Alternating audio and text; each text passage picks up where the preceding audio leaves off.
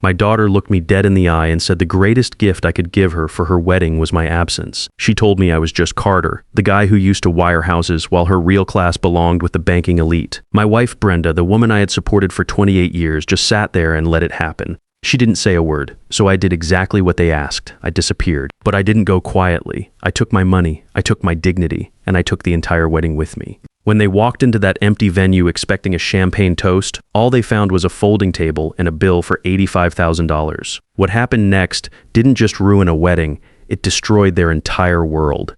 My name is Carter Reynolds. I'm 62 years old. For the last 15 years, I've worked as a senior IT consultant here in Portland, Oregon. But before that, I spent 25 years as an electrician, crawling through attics in 100-degree heat and running wire through walls in freezing basements. My hands still carry the scars from copper cuts and the permanent stains from electrical tape. The calluses never really go away, even after years behind a desk solving network problems instead of electrical ones. I earned every dollar I have by getting up before dawn and working until my back ached like someone had beaten me with a 2x4. I'm not a man who inherited money or got lucky with stocks. I built my life one paycheck at a time, one satisfied customer at a time, one late-night emergency call at a time. For the last 28 years, I thought I was building a family too. I met Brenda when Tiffany was just 6 years old. Her first husband had walked out when their daughter was 4, leaving behind nothing but debt and broken promises. I became the dad Tiffany never had, teaching her to ride a bike in the driveway of our first small house, helping with homework at the kitchen table, staying up all night when she had the flu and her fever wouldn't break. I paid for dance lessons, soccer camps, school trips, and eventually a private college education that cost me $67,000. For 22 years of marriage and 28 years of being her father, I thought we were a real family. I was wrong. I was sitting in the private dining room at Meridian, one of those upscale restaurants where they serve tiny portions on huge white plates and charge you $40 for what used to be called a hamburger. The walls were covered in exposed brick, and jazz music played softly from hidden speakers. Crystal chandeliers hung from the vaulted ceiling, casting warm light over tables set with more silverware than most people own.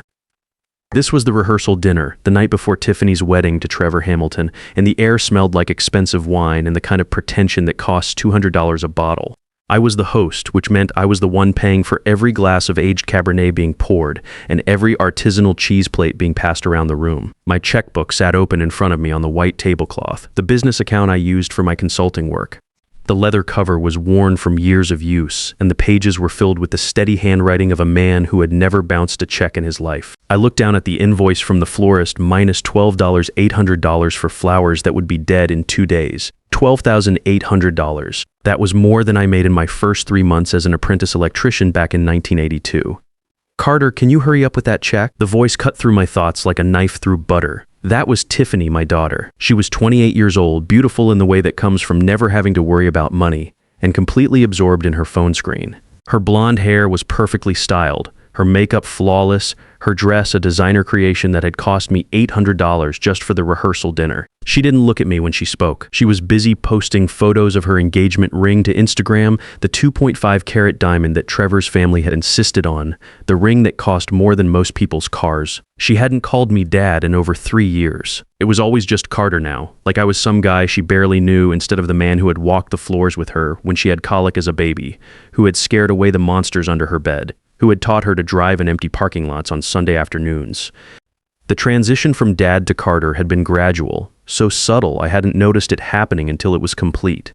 First it was dad when we were alone and Carter when her friends were around, then it was dad only when she needed something. Finally, it was just Carter all the time, like our relationship was purely professional, like I was a service provider she was polite to but didn't particularly care about. I signed the check with steady hands, the same hands that had wired the house she grew up in, the same hands that had fixed every broken appliance and taught her to change a tire. These hands had built the foundation of our life, literally and figuratively, but in this room full of crystal and candlelight, they were just the hands of a vendor, a necessary evil in the business of making Tiffany's dreams come true. I tore the check from the book and held it out to her. The paper felt thin and insubstantial for something that represented hours of crawling through cramped spaces and solving complex network problems that kept entire companies running. "Here," I said quietly. Tiffany snatched it without looking up from her phone. No thank you, no acknowledgement, no eye contact. She just handed it to the wedding planner standing next to her like I was an ATM that had finally dispensed the cash she was owed. The wedding planner, a thin woman with sharp features and an expensive handbag, smiled professionally and tucked the check into her leather portfolio. Another transaction completed, another vendor satisfied. Finally, Tiffany huffed, smoothing out her silk dress. This whole evening has been so stressful. I need another mimosa. I watched her walk away toward the bar, her heels clicking against the polished hardwood floors. The sound echoed off the exposed brick walls, sharp and dismissive. She moved with the confidence of someone who had never doubted that the world would provide whatever she needed, whenever she needed it. The bar area was crowded with wedding guests, all holding crystal glasses and engaging in the kind of small talk that rich people seem to excel at. Trevor Hamilton was holding court near the windows, telling some story that had everyone laughing and nodding appreciatively. Trevor was 30 years old, heir to a Boston banking fortune that went back 4 generations. His great-grandfather had started Hamilton Financial in 1924, and every Hamilton man since then had worked in the family business, managing other people's money and collecting fees for the privilege. Trevor had never worked with his hands, never worried about making rent, never eaten ramen noodles for dinner 3 nights in a row because payday was still 2 days away. He wore his privilege like an expensive cologne, subtle but unmistakable to anyone who got close enough. He was tall and lean with the kind of build that came from personal trainers and private tennis courts rather than physical labor. His hair was perfectly styled. His suit was tailored to fit his exact measurements, and his smile was practiced and professional. When he spoke, people listened, not because he was particularly intelligent or insightful, but because he represented the kind of money and social connections that could open doors or close them depending on his mood. I took a sip of water from the heavy crystal glass in front of me and looked across the table at Brenda, my wife of 22 years. She was deep in conversation with Mrs. Hamilton, Trevor's mother, a woman who looked like she had been born wearing pearls and had never taken them off. Brenda was laughing at something Mrs. Hamilton was saying, nodding along enthusiastically like they were old friends discussing shared experiences at the country club. Brenda looked elegant in the navy blue dress I had bought her the previous weekend from Nordstrom. The dress had cost $340, more than I used to make in a week when I first started as an electrician, but I hadn't hesitated to buy it. I wanted her to feel confident and beautiful at our daughter's wedding. Her hair was styled in an updo that had taken 2 hours at the salon, and her makeup was flawless. She fit right in with this crowd of wealthy women, and watching her, you'd never guess that she had grown up in a trailer park or that she'd been working as a receptionist at a dental office when I met her. When Brenda caught my eye across the table, she gave me a quick smile, the kind of smile you give to service staff when they do their job correctly. It was polite, distant, and completely lacking in warmth. Then she turned back to her conversation about charity galas and vacation homes in the Hamptons, topics she had learned to discuss fluently despite never having experienced them herself. Mrs. Hamilton was talking about their summer house on Martha's Vineyard, describing the renovations they were planning and the famous architect they'd hired to oversee the project. Brenda listened attentively, asking all the right questions, expressing admiration for choices she'd never have the opportunity to make herself. It was like watching someone perform a role they'd studied but never lived. The dining room was filling up with the sounds of clinking silverware and muted conversation. Waiters in black vests moved efficiently between tables, refilling wine glasses and clearing appetizer plates. The lighting was soft and warm, designed to make everyone look younger and more attractive than they actually were. On each table, small arrangements of white roses and eucalyptus leaves surrounded pillar candles and glass hurricane lamps. It was elegant and expensive and completely removed from any world I had ever inhabited. That's when I felt a hand on my shoulder, firm and presumptuous. It was Trevor himself, having detached from his admirers at the bar to come speak with me. He wore his confidence like armor, impervious to doubt or uncertainty. His cologne was subtle but expensive, the kind that probably cost more per ounce than most people spend on groceries. "Hey, Carter," he said, his voice smooth and practiced, the voice of someone accustomed to getting what he wanted through charm rather than effort. "Mind if we have a quick chat about tomorrow's logistics?" The way he said my name, like he was addressing an employee rather than his future father-in-law, set my teeth on edge. But I kept my expression neutral and turned in my chair to face him. "Sure, Trevor.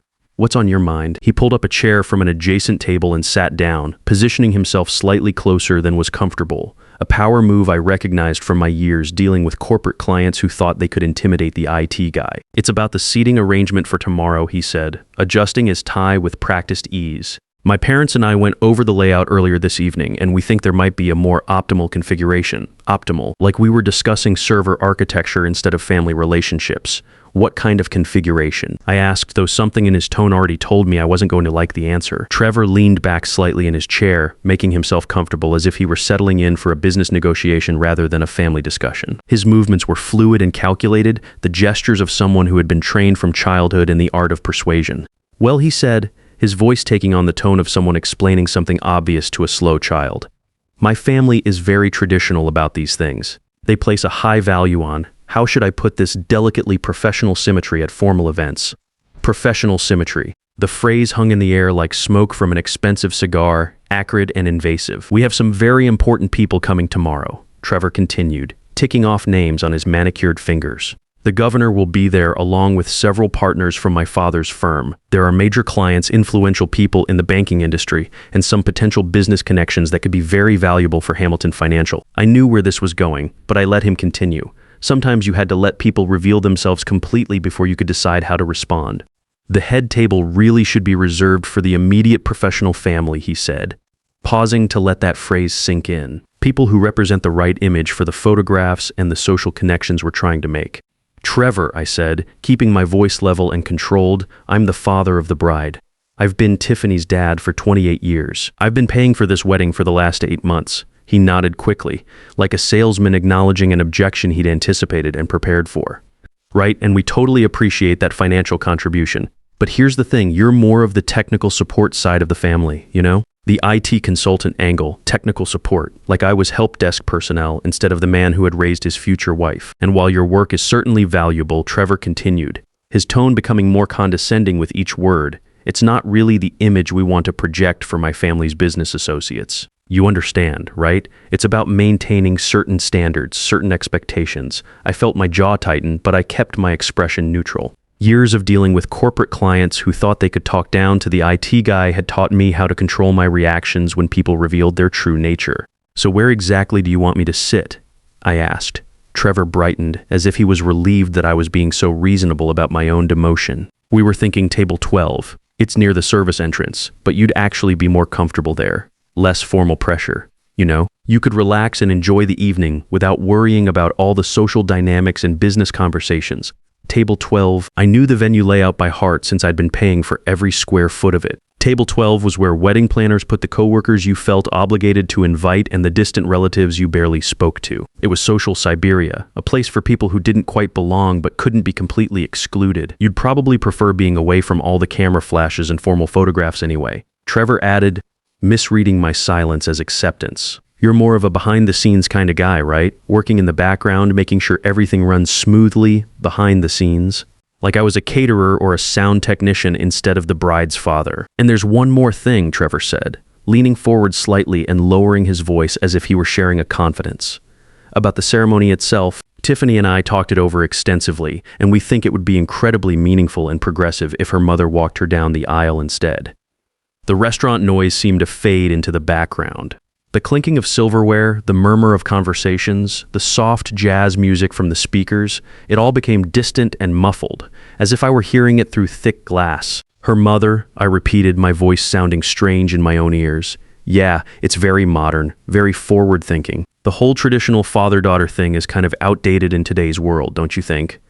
Plus, Brenda has such natural elegance and poise. She really looks the part for the formal photographs, looks the part. I stared at this kid in his perfectly tailored suit who had never worked a day in his life, telling me I didn't look appropriate to walk my own daughter down the aisle at a wedding I was paying for. It was actually Tiffany's idea, Trevor continued, apparently oblivious to the change in my expression. She didn't want to hurt your feelings by bringing it up directly, but she thought you'd understand from a practical perspective. You're a logical guy, Carter. You understand how things need to appear for business purposes.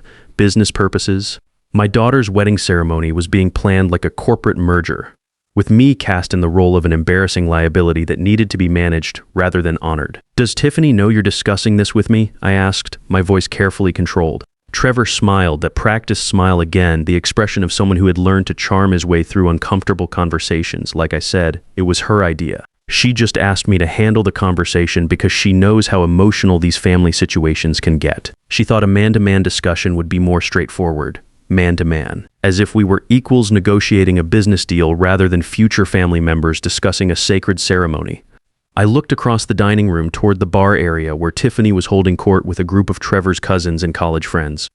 She was animated and laughing, gesturing with her champagne glass, completely at ease in this world of privilege and assumption. She looked happier and more relaxed than I'd seen her in months, like she'd finally found where she belonged. And in that moment, watching her laugh with people who shared Trevor's casual assumption that some people mattered more than others, I realized that maybe she had found where she belonged. Maybe this was who she really was, and the girl I had raised, the daughter I thought I knew, had been an illusion all along. I felt something sharp hit my shin under the table, hard enough to make me wince. I looked at Brenda, who had stopped her animated conversation with Mrs. Hamilton and was now staring directly at me. Her eyes were wide and warning, the look she gave me when I was about to embarrass her in public. Her perfectly applied lipstick was pressed into a thin line, and I could see the tension in her jaw despite the skillful makeup that was supposed to hide such things. "Just say yes," she mouthed silently, her words barely visible but unmistakably clear. "Don't make a scene."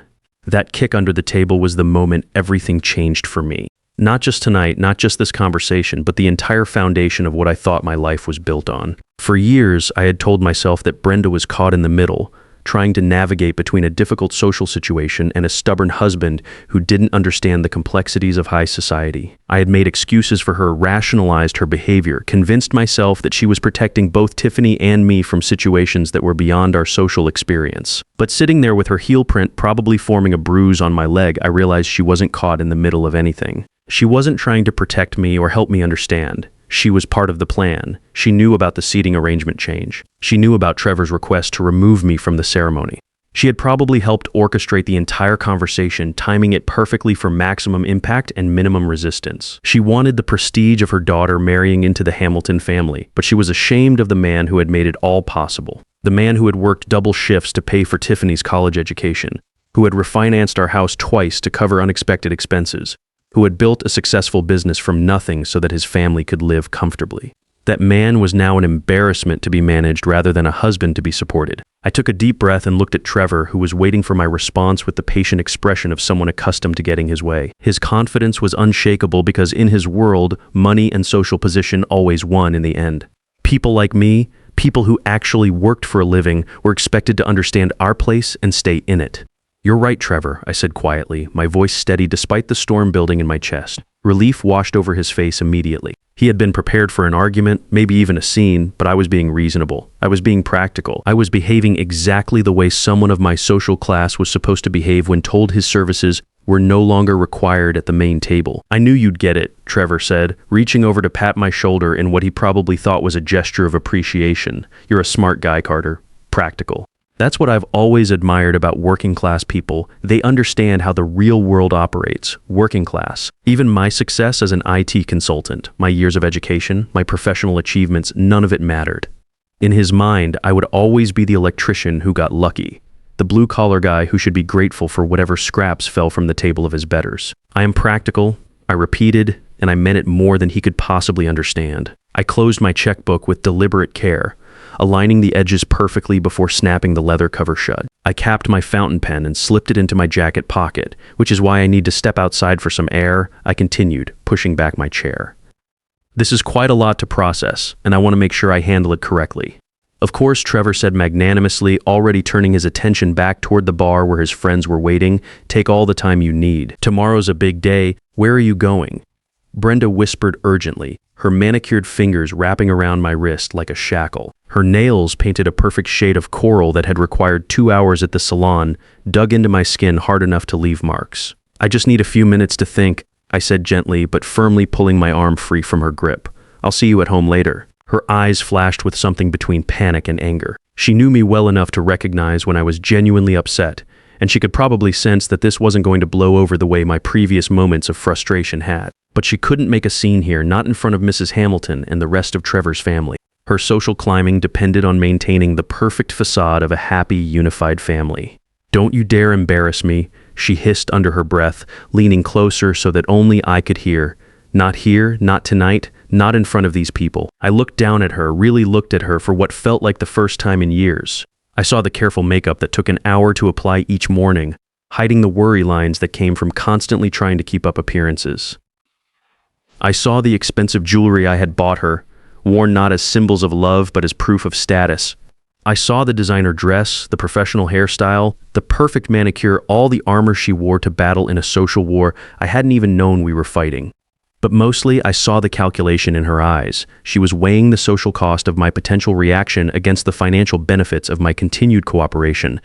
She was managing me the way you manage any other business asset, trying to maximize the return while minimizing the risk. "I won't embarrass you, Brenda," I said, and I meant it completely. "I promise you that." She must have heard something in my voice that she didn't recognize, because her grip on my wrist loosened and she leaned back slightly. For just a moment, uncertainty flickered across her features before the social mask slipped back into place. I walked out of Meridian into the cool Portland evening air, leaving behind the warm glow of crystal chandeliers and the soft murmur of expensive conversation. The contrast was immediate and stark. Outside, the city was real. Car horns honking, people walking dogs, the distant sound of a freight train crossing the Willamette River. Inside, everything had been carefully curated to create an atmosphere of refined elegance that bore no relationship to the actual world where most people lived and worked. The sidewalk was damp from an earlier drizzle, typical for Portland in October. Street lights reflected off the wet pavement, creating scattered pools of yellow light that reminded me of the job sites where I used to work, setting up temporary lighting so crews could finish projects after dark. Those had been honest hours earned with sweat and skill, building things that people actually needed. Schools, hospitals, office buildings that housed real businesses run by people who understood that money came from work, not inheritance. I didn't want to drive yet. My hands were shaking slightly. Not from fear, but from a kind of controlled rage that I hadn't felt since my early days as an apprentice electrician, when foremen would treat me like I was too stupid to understand basic instructions. Back then, I had to swallow that anger because I needed the job. Now, at 62 years old, with a successful business and more money in the bank than Trevor's grandfather had probably started with, I didn't have to swallow anything anymore. I walked 3 blocks through the downtown area, past restaurants where normal families were having normal dinners, past coffee shops where college students were studying for exams their parents were probably struggling to pay for, past bus stops where people waited to go home to apartments they could actually afford. This was the real world, the world I had come from and somehow forgotten I still belonged to. My phone was buzzing in my pocket, but I ignored it. Whatever Brenda or Tiffany wanted to say could wait. I needed to think clearly, and I couldn't do that while managing their emotions or their expectations. I pulled out my phone and scrolled through my contacts until I found Phil Norton, my attorney. Phil had handled my business incorporation, helped me navigate the transition from employee to consultant, and managed the legal aspects of some of my larger IT contracts. He answered on the second ring despite the late hour. "Carter, everything okay?" "It's almost 10 p.m. Phil's voice was alert and concerned. We had worked together for over a decade, and he knew I wasn't the type to call with social chit-chat or minor problems. When I called him, it was because something significant was happening that required legal expertise. "Phil," I said, surprised by how calm my own voice sounded, "I need you to meet me at your office tomorrow morning at 7 a.m. I need to make some major changes to my estate planning and financial structure." There was a pause. "Tomorrow's Saturday, Carter." "And isn't tomorrow your daughter's wedding day?" The question hung in the cool night air. Tomorrow was supposed to be one of the most important days of my life, the culmination of 28 years of fatherhood, the moment when I proudly walked my daughter down the aisle and formally welcomed her husband into our family. Instead, it was going to be the day I learned exactly how little my role as a father actually meant to the people I had spent my life supporting. "Tomorrow is just Saturday, Phil," I said, looking up at the Portland skyline, the lights of downtown buildings where I had installed networks and solved problems for companies that valued expertise over bloodlines. "And I need to protect my assets, all of them." "Carter, what's going on? You sound different. Has something happened?" I could hear genuine concern in his voice. Phil was a good man, someone who had built his practice the same way I had built my business, through competence, integrity, and hard work. He understood that sudden changes in estate planning usually meant something serious was happening in a client's personal life. "They want me to be just Carter," I said, the words coming out more bitter than I had intended. "Not Dad, not the father of the bride, just Carter, the guy who pays the bills and stays out of the way." "So I'm going to be just Carter, and just Carter is going to make some changes." "Are you talking about divorce? Because if Brenda has done something..." "I don't know yet," I said honestly. "First, I want to see how things play out tomorrow." I want to see what happens when the money stops flowing automatically, when people have to actually ask for help instead of just expecting it. Phil was quiet for a moment, probably trying to process the implications of what I was saying. As my attorney, he knew exactly how my finances were structured, how much money was involved, and how many people depended on my continued willingness to write checks without asking questions. Okay, he said finally, I'll meet you at 7 a.m., but Carter, whatever you're planning to do, make sure you think it through completely. These kinds of decisions can be hard to undo. I've been thinking for 28 years, Phil. I think I'm done thinking and ready to start acting. I hung up and continued walking, letting my feet carry me through the quiet streets while my mind raced through possibilities and consequences. For nearly 3 decades, I had built my identity around being the provider, the protector, the man who made things work so that everyone else could pursue their dreams and ambitions. I had been proud of that role, had found meaning and purpose in the sacrifice it required. But standing there on a Portland sidewalk, replaying Trevor's casual dismissal and Brenda's warning kick under the table, I realized that I had confused being useful with being valued. I had thought that by making myself indispensable, I would earn love and respect. Instead, I had made myself invisible, a necessary function rather than a cherished person. The walk back to my truck gave me time to think, and by the time I reached the parking garage, I had made a decision. I wasn't going home tonight. I couldn't face that house knowing what I now knew about the people living in it. Couldn't pretend to sleep next to a woman who saw me as a problem to be managed rather than a partner to be respected. Instead, I drove downtown to the Marriott and walked up to the front desk like a man who belonged there. I need a room for tonight, I told the desk clerk, a young woman with a professional smile and tired eyes that suggested she'd been dealing with difficult customers all evening. Do you have a reservation, sir? No, but I'd like your best available suite. She typed something into her computer, probably checking my credit score or running my card through some kind of verification system. When the numbers came back satisfactory, her smile became more genuine. We have the executive suite available for $350 tonight. It has a city view, separate living area, and complimentary breakfast. Perfect, I said, handing her my American Express card without asking about discounts or trying to negotiate the rate. For 28 years, I had been the man who compared prices, who looked for deals, who counted every dollar because someone else was always ready to spend what I earned. Tonight, I was going to be the man who paid full price because his comfort and peace of mind were worth more than money. The suite was on the 18th floor, with floor-to-ceiling windows that looked out over the city lights. I had helped wire some of those buildings during my years as an electrician, had crawled through their ceiling spaces and basement utility rooms, had made them functional and safe for the people who worked inside them. There was something satisfying about looking at that skyline and knowing that my hands, these scarred and calloused hands that Trevor thought weren't good enough for family photos, had helped build the infrastructure that kept this city running. I sat in the leather chair by the window and called Phil again. It was after midnight now, but I knew he wouldn't mind. We had worked together long enough for him to understand that when I called at unusual hours, it was because something important was happening. Carter, he said when he answered, his voice alert, despite the late hour.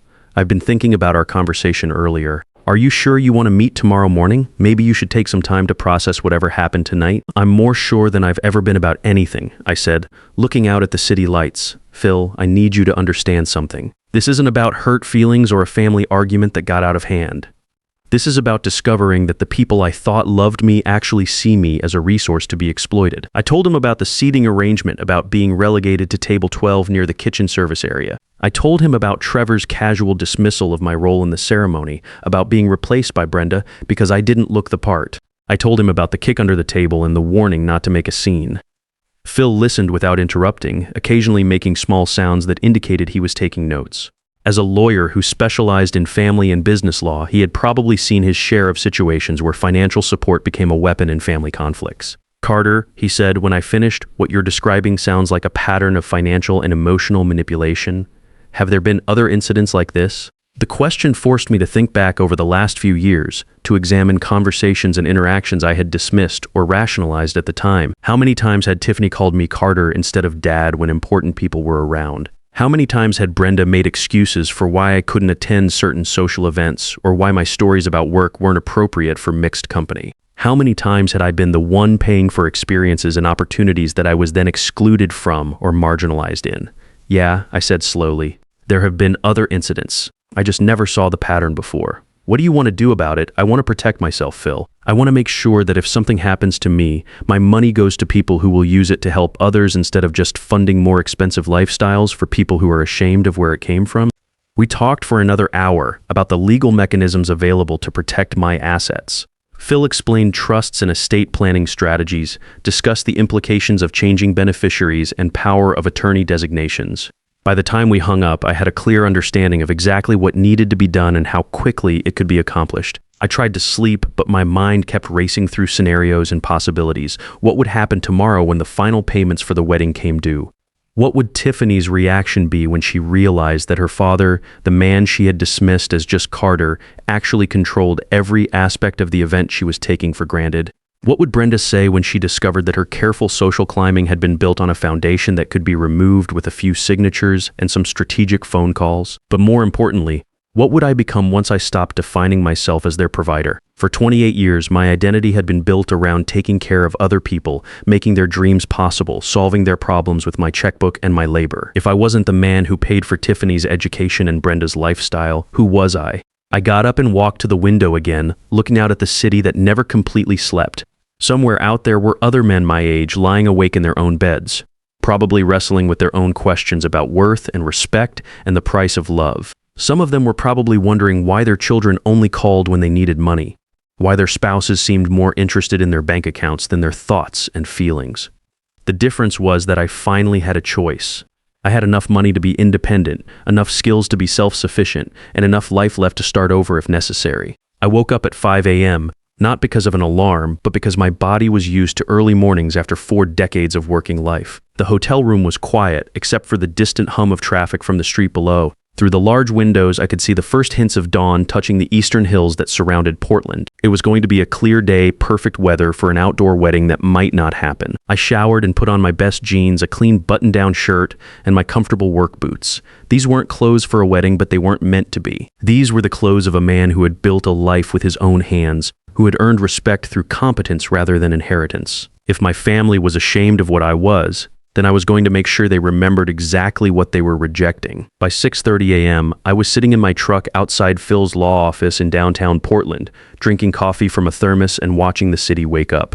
Early morning joggers ran past on the sidewalks, delivery trucks made their rounds, and the coffee shops were already starting to fill with people heading to jobs that required them to be productive rather than just present. Phil arrived at exactly 7 a.m. looking alert and professional despite the early hour and the weekend timing. He unlocked the building and led me up to his office on the 3rd floor.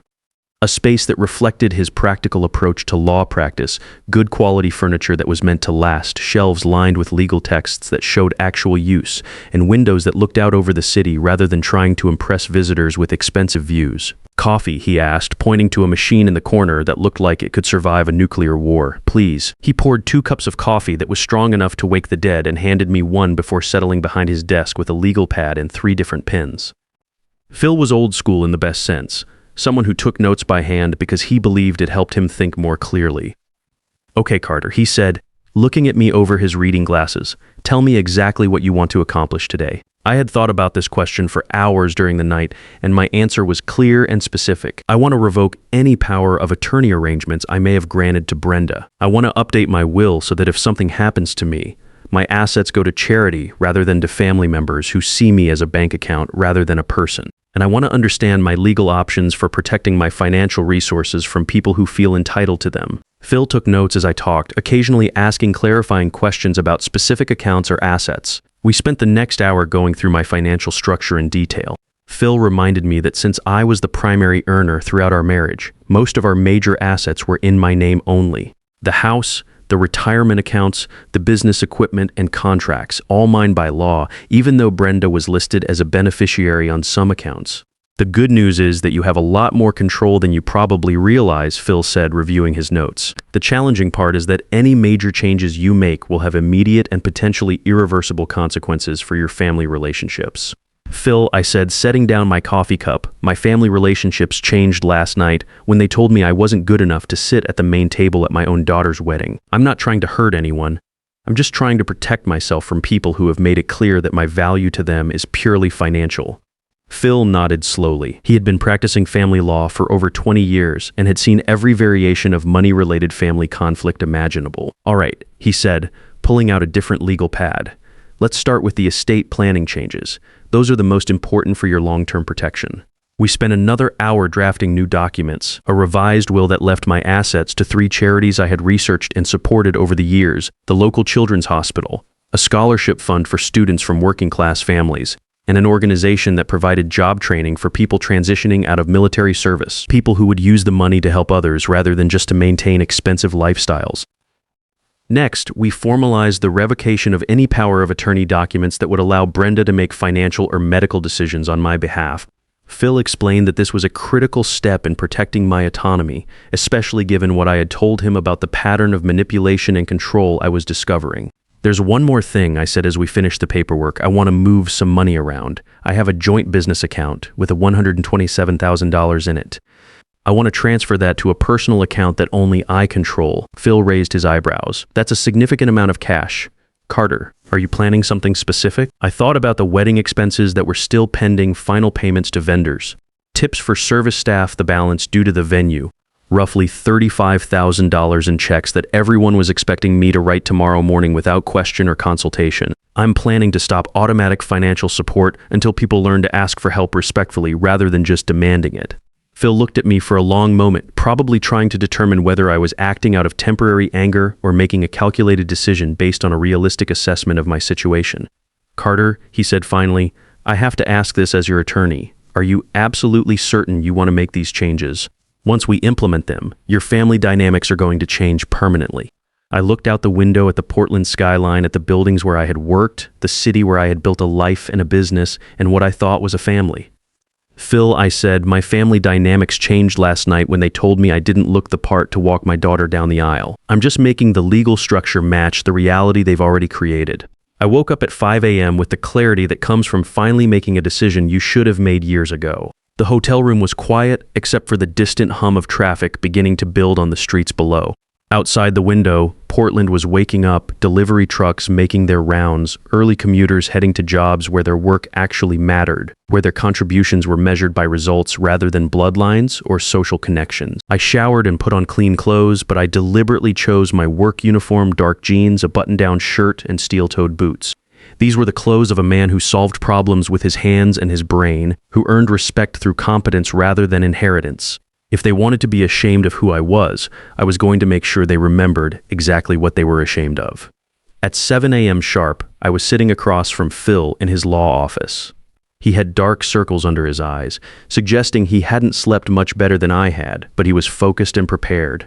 Legal pads covered his desk, filled with notes and references to statutes I didn't understand but trusted him to interpret correctly. "Okay, Carter," he said, opening a thick file folder. "I've prepared several documents based on our conversation last night. Let's start with the most important one, minus your will." He slid a document across the desk, marked with yellow tabs at the signature lines. "This revokes your previous will and establishes a new structure. If something happens to you, your assets will be divided between 3 charities: the American Cancer Society, St. Jude's Children's Hospital, and a scholarship fund for students from working-class families who want to study engineering or technology." I read through the document carefully. Phil's neat legal language transforming my wishes into binding instructions. The house, the retirement accounts, the business assets, everything I had spent 40 years accumulating would go to help people who actually needed it, rather than funding more luxury purchases for people who already had everything they wanted. "What about Brenda and Tiffany?" I asked. "Nothing," Phil said bluntly, "not a penny. They're specifically excluded from any inheritance, and there's language preventing them from contesting the will based on claims of mental incompetence or undue influence." The next document was even more important, a revocation of any power of attorney I had previously granted to Brenda. For years, she had been listed as my backup decision maker in case I became incapacitated, able to access my accounts and make financial decisions on my behalf. That privilege was now terminated, replaced by instructions that would put Phil and an independent fiduciary in charge of my affairs if I couldn't manage them myself. "There's one more thing," Phil said, pulling out a final set of papers. "I want to discuss your joint accounts and shared assets. Most of your wealth is in accounts with your name only, but there are some joint holdings that Brenda could access." He was right. Over the years, I had established several joint accounts for convenience: a household checking account for daily expenses, a savings account for vacation funds, credit cards with Brenda and Tiffany as authorized users. These accounts gave them access to my money without requiring my permission for each transaction. It was a system that had worked when I trusted them to use the money responsibly, but it was also a vulnerability that could be exploited. Can we change that? I asked. Absolutely. You're the primary account holder on everything. We can revoke their access immediately and transfer the funds to accounts under your sole control.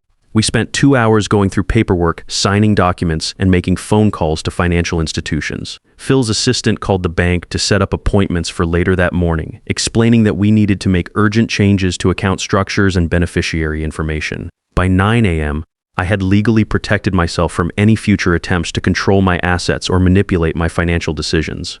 Carter, Phil said as we finished the last document, I have to ask, are you planning to tell them about these changes? The question made me pause. Part of me wanted to confront them directly, to explain exactly why I was taking these steps and give them a chance to understand the consequences of their actions. But another part of me, the part that remembered Trevor's casual dismissal and Brenda's warning kick, knew that confrontation would only lead to manipulation and promises that wouldn't be kept. Not yet, I said. First, I want to see how today plays out. I want to see what happens when they need me for something other than just writing checks. Phil nodded, understanding the psychology better than I had expected. You're testing them. I'm giving them an opportunity to show me who they really are when the money isn't flowing automatically. If they surprise me, if they actually demonstrate that they value me as more than just a bank account, then maybe these documents never need to be used. And if they don't surprise you? I thought about that question as we walked from Phil's office to the bank 3 blocks away. The morning air was crisp and clean, typical for Portland in October. People were walking to work, carrying coffee cups and looking at their phones, living normal lives where they worked for their money and treated the people who provided for them with basic respect and gratitude. If they don't surprise me, I said finally, then at least I'll know exactly where I stand, and I'll know that I made the right decision. The bank manager, Mrs. Patricia Higgins, had known me for over a decade. She had processed the loans for my business expansion, helped me refinance the house when interest rates dropped, and congratulated me when I finally paid off the mortgage 3 years early. When she saw Phil and me walk through the doors at 9:30 on a Saturday morning, she knew something significant was happening. Good morning, Mr. Reynolds, Patricia said, leading us to her private office behind the main banking floor. The office was small but professional, with family photos on her desk and diplomas on the wall that spoke to years of financial training and customer service. What can I help you with this morning? I sat down across from her desk while Phil arranged his papers in neat stacks. The morning sun was streaming through the windows, casting long shadows across the polished wood surface. Outside, I could see the Saturday morning bustle of downtown Portland, people running errands, families heading to breakfast, normal life continuing while mine was being fundamentally restructured. Patricia, I said, my voice steady and businesslike, I need to make some significant changes to my account structure. Specifically, I want to close the joint checking account and transfer all funds to an individual account under my name only. Her fingers paused over her keyboard as she processed what I was asking. Joint accounts weren't usually closed without both parties present, but she knew my financial history well enough to understand that I wasn't someone who made impulsive decisions about money. The joint household account, she asked carefully. The one you share with Mrs. Reynolds? That's correct. I also need to remove Brenda Reynolds and Tiffany Reynolds as authorized users on all credit card accounts associated with my name. Patricia's expression remained professional, but I could see the concern in her eyes. In her years of banking experience, sudden changes to family account structures usually meant one of two things: divorce proceedings or family financial disputes. Either way, they rarely ended well for anyone involved. Mr. Reynolds, she said slowly, those are significant changes. The joint checking account currently has a balance of $43,000, and Mrs. Reynolds has been an authorized user on your accounts for over 2 decades. Are you certain you want to make these changes today?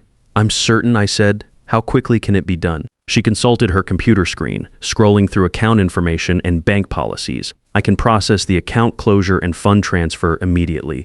The credit card authorizations will be revoked within 2 hours. However, I should mention that any pending transactions on those cards will be declined once the authorizations are removed. Phil leaned forward in his chair. That's exactly what we want. Mr. Reynolds needs to establish clear financial boundaries immediately. Patricia nodded, though she still looked concerned about the implications of what we were doing. I'll need you to sign several forms, and I'll have to document the reasons for these changes in your account file. Is this related to any legal proceedings I should be aware of? Not yet, I said, which seemed to surprise her more than a straightforward yes would have, but it may be preventative protection. She began typing commands into her computer, her fingers moving quickly across the keyboard as she initiated the account changes.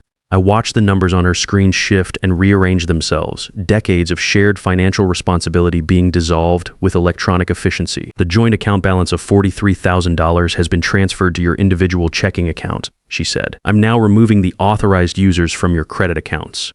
This includes the Visa Signature Card, the American Express Gold Card, and the MasterCard that Mrs. Reynolds and Miss Reynolds have been using. I thought about Brenda's morning routine, how she usually stopped at the spa on Saturdays for a massage and facial that cost $280. I thought about Tiffany's shopping habits, her tendency to charge purchases without checking balances or asking permission. In about 2 hours, their plastic would be worthless, and they would discover what it felt like to have their financial lifeline suddenly cut. There's one more thing, I said. I have a business checking account that's been used to pay wedding vendors. I want to move the majority of those funds to a separate account that I can access from my phone.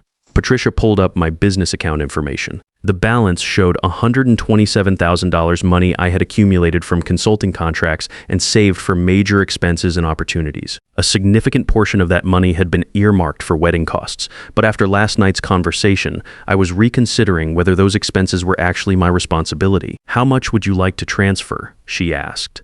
I did quick mental math. The final payments for the wedding, caterer, photographer, musicians, final venue costs would total approximately $35,000. If I left $40,000 in the business account, there would be enough to cover those expenses if I chose to pay them. But if I transferred $87,000 to my personal account, I would have the flexibility to make that choice based on how the day unfolded. Transfer $87,000 to my personal account. I said, leave $40,000 in the business account for now. As Patricia processed the transfer, my phone buzzed with text messages. I glanced at the screen and saw several notifications from Brenda, probably wondering where I was and when I would be home to help with wedding day preparations. I turned the phone face down on Patricia's desk without reading the messages. All transfers have been completed, Patricia said, handing me a printed summary of the changes. Is there anything else you need this morning? I looked at the paper in my hands, a simple document that represented the most significant financial decision I had made since starting my consulting business. In the space of 30 minutes, I had gone from being a joint account holder, sharing financial responsibility with family members, to being a completely independent financial entity. My money was now entirely under my control, accessible only to me, protected from any attempts at manipulation or unauthorized use. That's everything for now, I said, standing up and shaking her hand. Thank you for accommodating these changes on short notice. Patricia smiled, though I could see she was still puzzled by the sudden urgency of my requests. Of course, Mr. Reynolds. Please don't hesitate to call if you need anything else.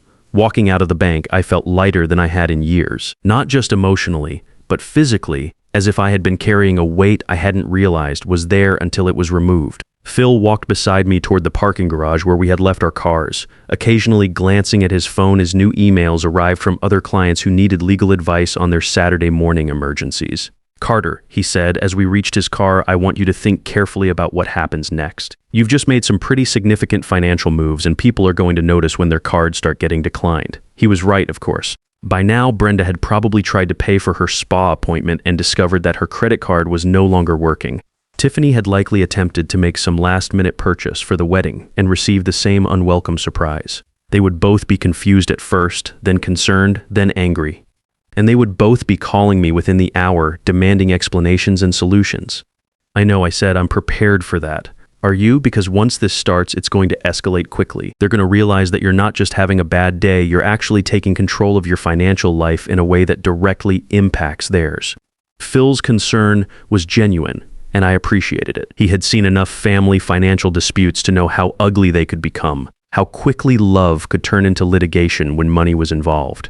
But he also understood that sometimes protecting yourself required making decisions that other people wouldn't like or understand. Phil, I said, leaning against his car in the cool morning air, for 28 years, I've been making financial decisions based on what other people wanted and needed. I've paid for things I couldn't afford, supported lifestyles I didn't understand, and enabled behaviors I didn't approve of because I thought that was what love looked like. A couple walked past us toward their own car, the woman carrying a small child while the man pushed a stroller loaded with grocery bags. They looked tired but content, like people who understood that happiness came from sharing struggles rather than avoiding them. I watched them load their car with the kind of automatic cooperation that comes from genuine partnership. But last night I realized that what I've been calling love was actually just a transaction. I continued. I provide money and support, and in return, I get to pretend I'm part of a family. But the moment I can't provide what they want, or the moment my presence becomes inconvenient, I'm discarded. Phil nodded, understanding the psychology better than I had expected from someone who specialized in legal rather than emotional problems. So what's your plan? Are you going to confront them directly, or are you going to let them figure out what's happening on their own? That was the question I had been wrestling with since I woke up. Part of me wanted to sit them down and explain exactly why I was taking these steps, to give them a chance to understand the impact of their behavior and maybe find a way to repair the damage. But another part of me, the part that remembered Trevor's dismissive tone and Brenda's warning kick, knew that confrontation would only lead to manipulation and empty promises. I'm going to give them an opportunity to show me who they really are, I said. Today is supposed to be Tiffany's wedding day. It's supposed to be one of the most important days of our family's life. If they reach out to me because they're genuinely concerned about my well-being, if they ask what's wrong and actually listen to the answer, then maybe we can work through this. And if they only contact you because they need money, then I'll know everything I need to know. My phone buzzed again, and this time I looked at the screen. 3 missed calls from Brenda, 2 from Tiffany, and a text message that simply said, "Call me now," in all capital letters. The digital shouting was typical of how my family communicated when they wanted something: urgency without explanation, demands without respect. "It's starting," I said, showing Phil the phone screen. "You don't have to answer," he said. "You can take some time to think about how you want to handle this." But I knew I wasn't going to answer, at least not yet. I needed to see how far they would go, how desperate they would become, before they considered that maybe their treatment of me had contributed to whatever crisis they were experiencing. I needed to know whether their first instinct would be to understand what was wrong, or simply to fix whatever was preventing them from accessing my money. "I'm going to go home," I said, "not to fix anything or explain anything, but to get some things I'll need if this situation continues to escalate." Phil looked concerned. "Are you sure that's wise if you're planning to avoid them for a while? Maybe staying away from the house would be better." "I need to see the evidence," I said. "I need to understand exactly how they've been talking about me and planning around me. I have a feeling that what happened last night wasn't a spontaneous decision. It was part of a larger pattern I've been too blind to see." We shook hands in the parking garage. 2 men who understood that sometimes the most important business is conducted on Saturday mornings when the rest of the world is focused on leisure and family time. Phil got into his car and drove away, probably heading home to a wife who appreciated his hard work and children who respected his sacrifices. I got into my truck and sat there for a moment, looking at my reflection in the rearview mirror. The man looking back at me was 62 years old, successful, financially secure, and completely alone. But for the first time in years, he was also free to make decisions based on his own values and priorities, rather than the expectations and demands of people who saw him as a resource rather than a person. I started the truck and drove toward home, but I took the long route through the neighborhoods where I had grown up, past the small houses with chain-link fences and cars parked on the street because the driveways were too short for modern vehicles. These were the homes of working people, electricians, plumbers, mechanics, teachers, people who understood that money came from effort and that respect was earned through character rather than inherited through bloodlines. The contrast with the neighborhood I now lived in was stark.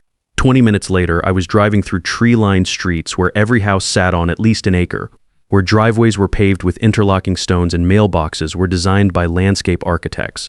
This was where successful people lived, people who had made it out of the working class and into the professional middle class. I had been proud to move here, had seen it as evidence that my hard work and sacrifice had paid off. But driving through it now, I realized that somewhere along the way, I had forgotten where I came from.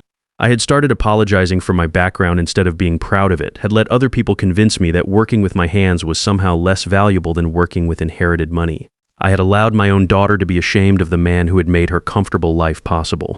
My phone rang as I pulled into my driveway. Brenda's name appeared on the screen, probably calling for the 5th or 6th time this morning. I turned off the engine and sat in my truck for a moment, looking at the house I had bought and maintained and improved over the years. The landscaping was immaculate, the exterior paint was fresh, and the driveway was smooth asphalt without a crack or stain. It looked like the home of successful people, people who had achieved the American dream through hard work and smart decisions, but it didn't feel like home anymore. It felt like a stage set for a play I was no longer interested in performing.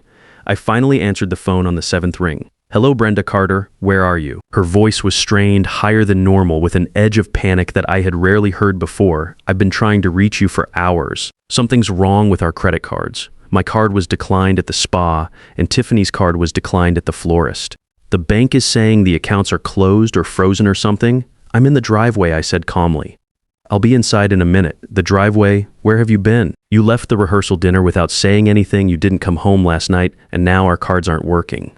What is going on? I could hear the genuine confusion in her voice, mixed with fear and the beginning of anger. For 22 years of marriage, I had been completely predictable, reliable, responsible, always available to solve whatever crisis arose. The idea that I might have taken independent action without consulting her was apparently inconceivable. "We'll talk inside," I said, and hung up before she could respond.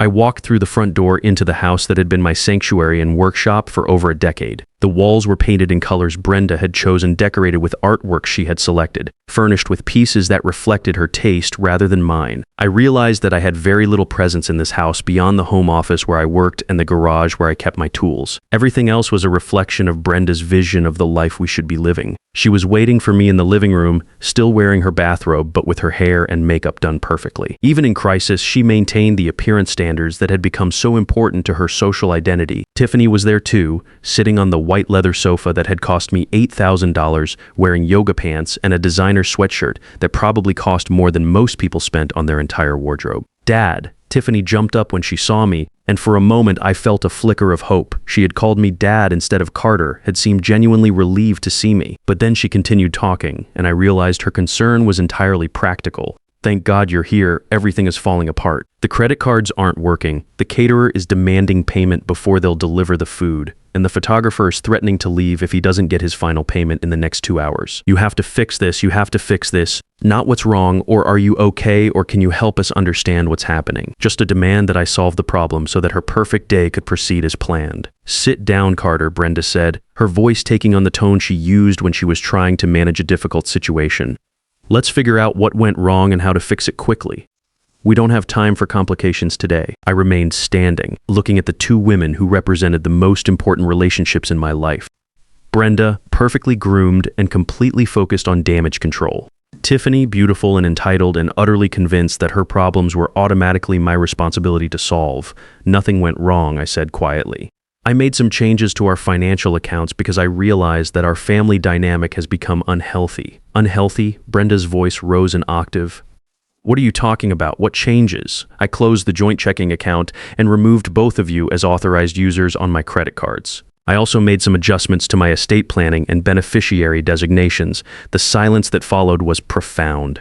Tiffany looked confused, as if I had spoken in a foreign language she didn't understand. Brenda's face went through a series of expressions: confusion, disbelief, and finally anger. "You did what?" Brenda's voice was dangerously quiet. "Without discussing it with me, without any warning. The same way you and Trevor discussed changing my role in the wedding without warning me," I replied. The mention of last night's conversation hit them like a physical blow. Tiffany's face went pale, and Brenda's mouth opened and closed without sound. They had hoped I would forget about the humiliation, that I would swallow my pride and move forward like I always had. They had counted on my predictable tendency to put their happiness above my own dignity. "Carter," Brenda said carefully, her voice taking on the soothing tone she used when trying to diffuse my rare moments of anger that was just wedding stress. "Trevor's family has certain expectations, and we were trying to navigate a complicated social situation. By relegating me to table 12 and removing me from the ceremony I'm paying for," Tiffany finally found her voice. "Dad, you're overreacting. It was just about the optics, about making sure everything looked perfect for Trevor's family. It wasn't personal, not personal." The phrase hung in the air like smoke from a house fire. 28 years of fatherhood dismissed as optics management, as if my feelings and dignity were less important than the impression we made on people who judged worth by bank statements and social connections. "Everything about it was personal, Tiffany," I said, my voice steady but firm. "You decided that your father wasn't good enough to sit with the important people or walk you down the aisle because my background embarrasses you." "That's not true," she protested, but her eyes didn't meet mine when she said it. "Then explain to me why I'm sitting at table 12 while Trevor's uncle, who I've never met, gets a seat at the head table. Explain why your mother is walking you down the aisle instead of the man who raised you, supported you, and paid for every opportunity you've ever had." Brenda stood up and walked to the window, looking out at the backyard where wedding vendors would soon arrive to set up for the ceremony. "Carter, please. We can discuss this after the wedding. Today is not the time for family drama." Family drama. As if my reaction to being disrespected and marginalized was the problem, rather than the treatment that had prompted it. "Actually, Brenda, today is the perfect time. Because today is when you need my money to make your social climbing fantasies come true. And today is when you've discovered that my money is no longer available on demand. What do you mean? Tiffany's voice was small and scared now, the entitled confidence replaced by genuine panic. The vendors need to be paid. The caterer, the photographer, the musicians, they all have balances due today. Then you should pay them, I said simply. With what? I don't have that kind of money. The final payments are like $35,000 total. Then maybe you should have thought about that before deciding I wasn't worthy of respect at my own daughter's wedding. I walked past them toward my home office, the room where I managed my consulting business and handled all the family finances. They followed me like worried creditors, hovering in the doorway as I sat down at my desk and opened my laptop. Carter, be reasonable, Brenda said, her voice taking on a pleading quality I hadn't heard since the early days of our marriage when she was genuinely grateful for my support. We can work out the seating arrangement. We can change the ceremony back to the original plan. Just don't punish Tiffany for a misunderstanding. Misunderstanding. The word was perfectly chosen to minimize their actions while maximizing my responsibility to forgive them. But I was done accepting responsibility for other people's choices and consequences. This isn't punishment, Brenda. This is boundaries.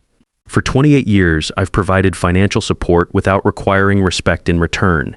That system no longer works for me. I opened my banking app and showed them the screen displaying my account balances. The numbers were substantial. More money than most families would see in a lifetime, certainly enough to pay for a wedding 10 times more elaborate than what Tiffany had planned. The money is still there, I said, but access to it now requires treating me like a person rather than an ATM. Tiffany collapsed into the chair across from my desk, finally understanding that her perfect day was in jeopardy and that her usual manipulation tactics weren't going to work. Dad, I'm sorry if I hurt your feelings. I didn't mean to make you feel excluded. Please, just pay the vendors so the wedding can happen, and we'll fix everything else afterward. Sorry if I hurt your feelings. Even her apology was designed to minimize the damage and avoid taking responsibility for intentional choices. She wasn't sorry for her actions. She was sorry that those actions had consequences that affected her.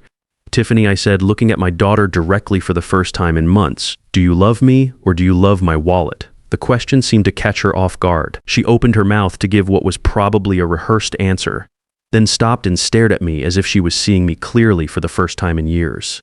I love you, Dad. You're my father. When was the last time you called me Dad without needing something? She thought about it, her face cycling through emotions as she tried to remember. The silence stretched uncomfortably long, filled with the sound of wedding vendors setting up in our backyard and the distant noise of traffic from people going about their normal Saturday lives. I don't remember, she finally admitted, neither do I. For the last 3 years, I've been Carter when you're introducing me to people you want to impress, and Dad when you need money. That's not a father-daughter relationship. That's a business arrangement. Brenda moved behind Tiffany's chair, placing her hands on our daughter's shoulders in a gesture that was probably meant to look supportive, but actually looked possessive. Carter, you're being dramatic. Every family has complicated dynamics. That doesn't mean you should destroy Tiffany's wedding day over hurt feelings. Hurt feelings. There it was again, the systematic minimization of my legitimate grievances, the reduction of years of disrespect to a momentary emotional overreaction that I should simply get over for the good of the family. This isn't about hurt feelings, I said, standing up from my desk chair and walking to the window that overlooked the backyard. Outside, a catering truck had arrived and workers were unloading tables and chairs for the reception. They moved with practiced efficiency, setting up the infrastructure for a celebration that might not happen. This is about respect and recognition. This is about being valued as more than just a source of funding. I turned back to face them, these two women who had shaped my life for nearly 3 decades. Brenda, still beautiful at 55, but wearing the carefully maintained appearance that required constant financial investment. Tiffany, young and vibrant and completely convinced that the world owed her the lifestyle she wanted. Both of them looking at me now not with love or concern, but with the calculation of people trying to figure out how to get what they needed from a suddenly unreliable resource. Let me ask you both something, I continued. If I hadn't paid for Tiffany's college education, if I hadn't bought this house, if I hadn't built a business that could afford your lifestyles, would either of you still want me in your lives? The question hung in the air like an accusation, forcing them to confront the transactional nature of our relationships. Brenda shifted uncomfortably, her eyes darting toward the door as if she was planning an escape route. Tiffany stared at the floor, probably trying to formulate an answer that would sound loving without actually committing to anything. That's not fair, Brenda finally said. You can't ask hypothetical questions about a completely different life. The reality is that you have provided for us, and we've built our lives around that reality. Built your lives around my money, you mean? Around our family structure, she corrected, but even she didn't sound convinced by her own words. My phone buzzed with a text message from an unknown number. I glanced at the screen and saw that it was from Trevor Carter. Need to speak with you urgently about today's vendor payments. Please call ASAP. I showed the message to Tiffany and Brenda. Your future son-in-law is apparently concerned about vendor payments too. Interesting that his urgency is about money, not about my well-being or our family relationships. He's just trying to help, Tiffany said weakly. Help with what? Help pressure me into funding a wedding where I'm not wanted. Help ensure that his special day proceeds smoothly, even if it means humiliating the man paying for it. Through the window, I could see more vendors arriving. The florist's van was pulling into the driveway, followed by a truck from the rental company that provided linens and specialty lighting. These were good people. Small business owners who depended on timely payments to keep their companies running. They had done their work professionally and deserved to be compensated, regardless of the family drama that was unfolding around them. But I also realized that paying them would mean enabling the continuation of my own humiliation. Every dollar I spent on this wedding would be validation of the idea that my money was more important than my dignity, that I could be treated with contempt as long as I continued to write checks. Here's what's going to happen, I said, sitting back down at my desk and opening my checkbook. I'm going to pay the vendors what they're owed for the work they've already done. They don't deserve to suffer because our family can't treat each other with basic respect. Relief flooded both their faces immediately. Tiffany actually smiled for the first time all morning, and Brenda's shoulders relaxed as if a heavy weight had been lifted. But I continued, and their expressions shifted back to worry. I'm not paying for a wedding where I'm relegated to table 12 and excluded from the ceremony. If you want me to fund this event, you need to treat me like the father of the bride, not like an embarrassing relative you're ashamed to acknowledge. What exactly does that mean? Brenda asked carefully. It means I sit at the head table with the immediate family. It means I walk Tiffany down the aisle like we originally planned. It means I'm treated as an honored guest rather than as hired help who happens to be related to the bride. Tiffany looked conflicted, torn between her desire for my financial support and her fear of disappointing Trevor's family. Dad, Trevor's parents have very specific expectations about the social dynamics. If we change everything now, it's going to create tension with his family. Then maybe you need to decide which family is more important to you, the one that raised you and loves you, or the one that judges you by your father's profession and social status. The choice was stark and unavoidable. She could have the wedding of her dreams funded by the man who had sacrificed everything for her happiness, or she could have the social approval of people who valued appearances over character. But she couldn't have both. This is impossible, she said, tears starting to form in her eyes. Why are you making me choose? I'm not making you choose anything, Tiffany. I'm simply requiring that you treat me with the same respect you would show a stranger if you wanted their help. I'm asking you to acknowledge that the man paying for your wedding deserves a place of honor at that wedding. Brenda moved toward my desk, her expression shifting to the determined look she wore when she was preparing to negotiate. Carter, let's be practical about this. You've already spent $50,000 on this wedding. If you stop now, that money is completely lost. If you continue and pay the final $35,000, at least you get the satisfaction of seeing Tiffany happy on her wedding day. It was a business argument, an appeal to my supposedly practical nature. Cut your losses and maximize your return on investment. Get something for your money, even if it's not what you originally wanted. She was trying to convince me that funding my own humiliation was better than walking away with my dignity intact. Brenda, I said, looking at my wife of 22 years, you're missing the point entirely. This isn't about maximizing return on investment. This isn't about getting something for my money. This is about whether my own family values me as a person or just as a source of funding. I walked to the filing cabinet where I kept important documents and pulled out a folder I had assembled over the years. Receipts, bank statements, and records of every major expense I had covered for our family. The folder was thick, representing decades of financial decisions made for other people's benefit. Do you want to know what I've spent on this family over the last 10 years? I asked, opening the folder and spreading documents across my desk. Tiffany's college tuition, $67,000. Her car, $28,000. The European graduation trip, $80,500. Your jewelry and clothes, $23,000. Vacation expenses, $31,000. Home improvements that you wanted, $45,000. The numbers accumulated on the desk like evidence in a court case. Each receipt representing a sacrifice I had made gladly because I thought it was building something meaningful. But looking at them now, spread across the mahogany surface of the desk I had bought to impress clients who respected my success, they felt like documentation of my own exploitation.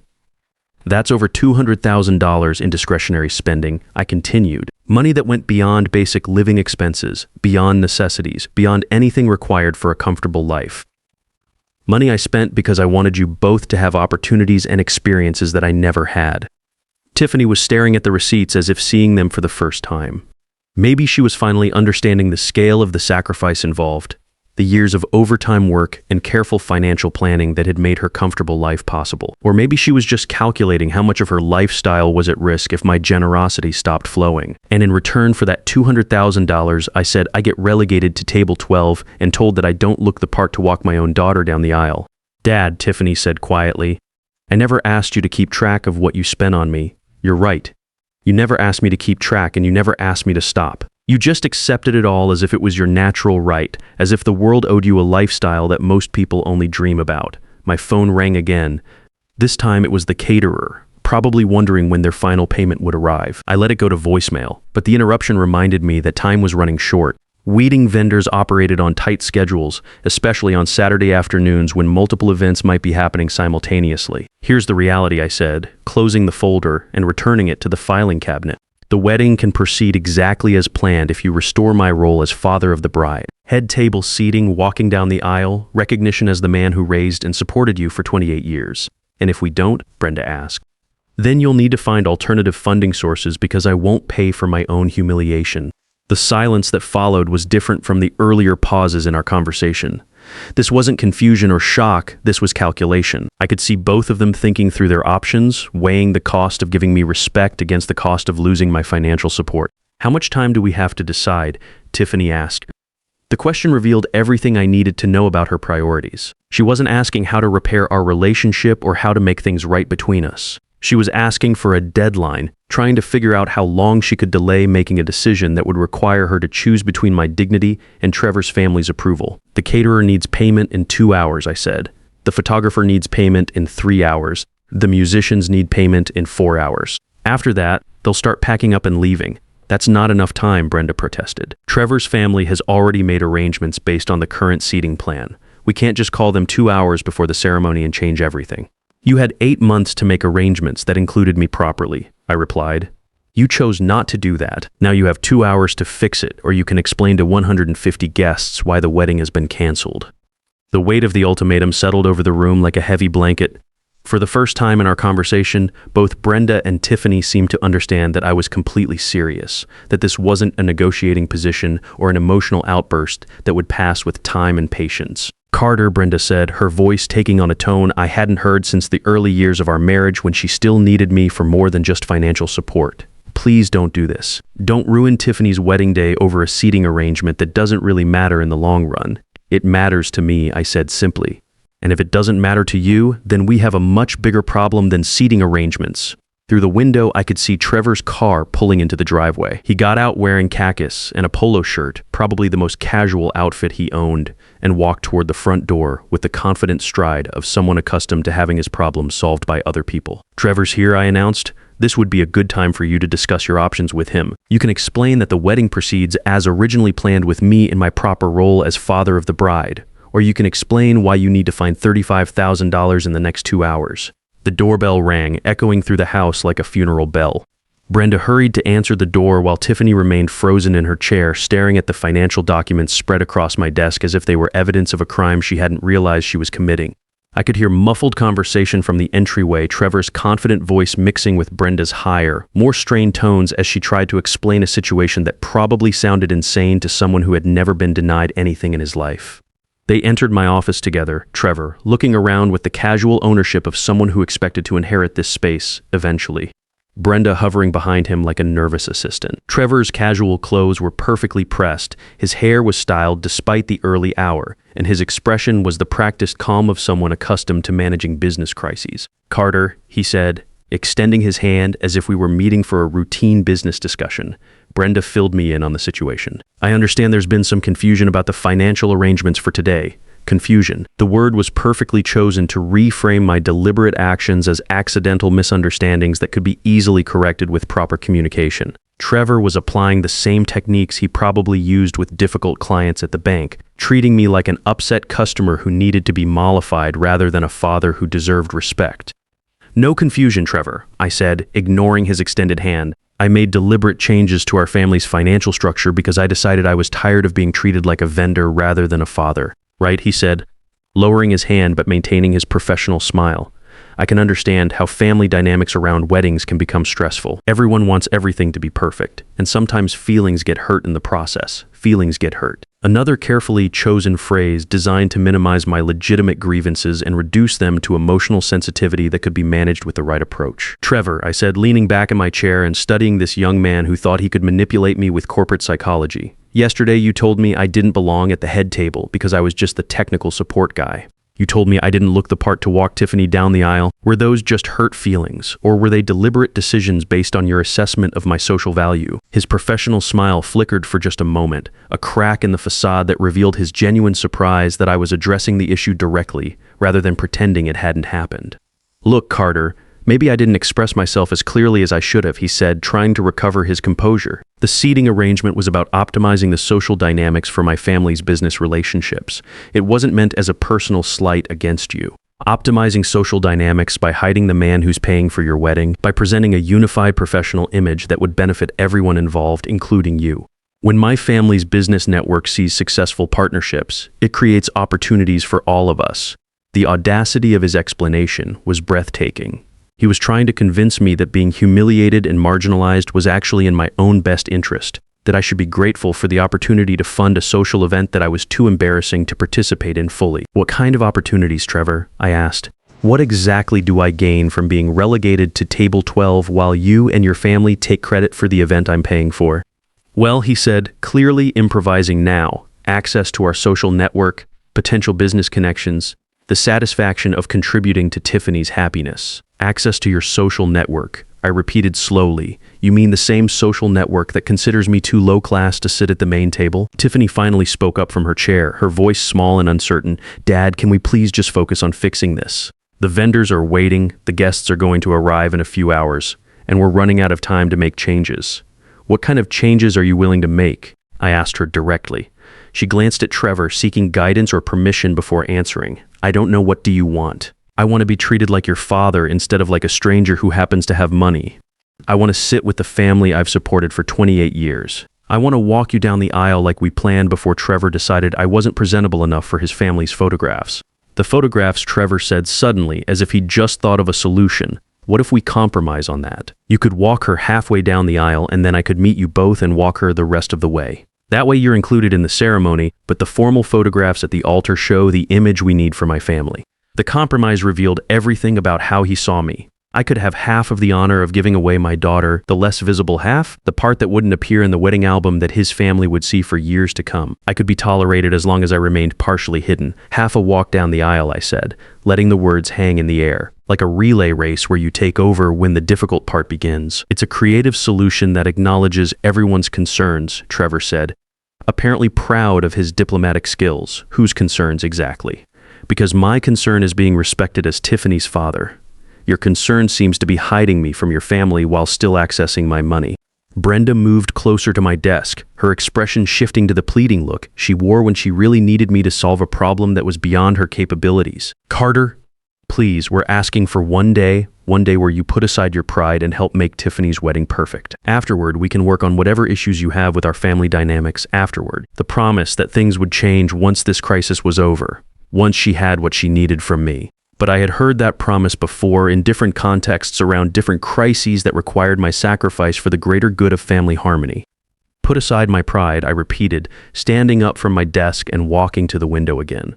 Outside, more wedding vendors had arrived, and the backyard was beginning to look like the elaborate celebration Tiffany had dreamed of for months.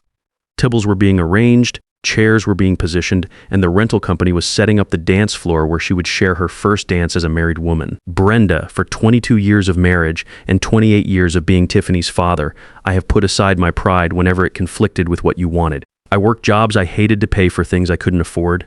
I attended social events where I was clearly out of place. I smiled and nodded while people who had never worked an honest day in their lives explained to me why their opinions mattered more than mine. I turned back to face the three of them. These people who had shaped my identity as a provider for so long that I had forgotten I was anything else. And every time you promised that things would be different afterward. After this expense, after this event, after this social obligation, we would work on treating each other with respect and appreciation. But afterward never comes, does it? Because there's always another crisis, another expense, Another reason why I need to sacrifice my dignity for the greater good. Trevor checked his phone, probably seeing messages from vendors or his family members who were wondering about the delay in preparations. His casual confidence was beginning to crack as he realized that his usual persuasion techniques weren't working on me. "Carter, I think we're getting off track here," he said, trying to regain control of the conversation. "The bottom line is that we have a wedding in 4 hours, and people are depending on us to make it happen. Can we table the family therapy session and focus on the practical issues?" "The practical issue," I said, my voice hardening, "is that you want me to fund an event that's designed to humiliate me. The practical issue is that you're asking me to pay $35,000 to be treated like an embarrassment at my own daughter's wedding." "Nobody's trying to humiliate you," Tiffany said, tears starting to form in her eyes. "We just want everything to be perfect. Trevor's family has certain expectations, and we're trying to balance everyone's needs." "Whose needs, exactly?" "Because my need to be treated with respect as your father doesn't seem to be part of the balancing equation." My phone rang again, this time displaying the number for the photography studio. They were probably wondering when their equipment setup could begin, when the family portraits would be scheduled, when they would receive their final payment. Professional wedding vendors operated on tight schedules that didn't allow for family drama or last-minute financial complications. "Answer it," Trevor said, apparently thinking that external pressure would force me to capitulate. "Tell them everything is proceeding as planned." I looked at the phone screen for a moment, then declined the call and turned the phone face down on my desk. The silence that followed was profound, broken only by the sound of workers in the backyard and the distant hum of weekend traffic. "I'm not answering any vendor calls until we resolve this situation," I said, "and we're not resolving it with half measures or temporary compromises. Either I'm restored to my full role as father of the bride or the wedding doesn't happen." "You can't be serious," Brenda said, her voice rising toward panic. "You're going to cancel Tiffany's wedding over a seating chart? I'm going to cancel my financial support for an event that treats me like a second-class citizen." "There's a difference. What about the guests?"